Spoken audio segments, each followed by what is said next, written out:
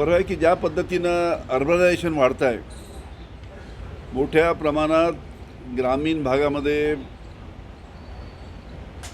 जी शेतकऱ्यांची परिस्थिती आहे, त्यांच्या शेतमालाला भाव नाही, कापसाला भाव नाही, सोयाबीनला भाव नाही, कांद्याला भाव नाही, संत्र्याला भाव नाही. याच्यामुळे मोठ्या प्रमाणात शहरी जनता, ग्रामीण जनता शहरामध्ये येत आहे.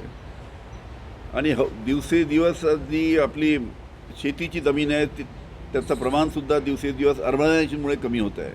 शहरीकरणामुळे त्याचंसुद्धा प्रमाण कमी होत आहे. त्याच्यामुळे साहजिकच जी पिकाखाली जी जमीन आहे ती हळूहळू कमी होण्याचं प्रमाणसुद्धा वाढलं आहे. कारण की अनेक शहराच्या आजूबाजूच्या ज्या जमिनी ज्या जिथे शेती केली जायची तीसुद्धा आता तिथे अर्बनायझेशनमुळे, शहरीकरणामुळे तिथेसुद्धा आता लोकवस्ती वाढल्यामुळे शेतीचं जे आहे, शेती ज्या पद्धतीनं मोठ्या प्रमाणात उपलब्ध तिथं हळूहळू ती शेती करणारी जमीनसुद्धा मोठ्या प्रमाणात शहरीकरणामुळे जात असल्यामुळे शेतीची जी शेतकरी जी शेती करत त्याची संख्यासुद्धा त्या निमित्तानं कमी होत आहे.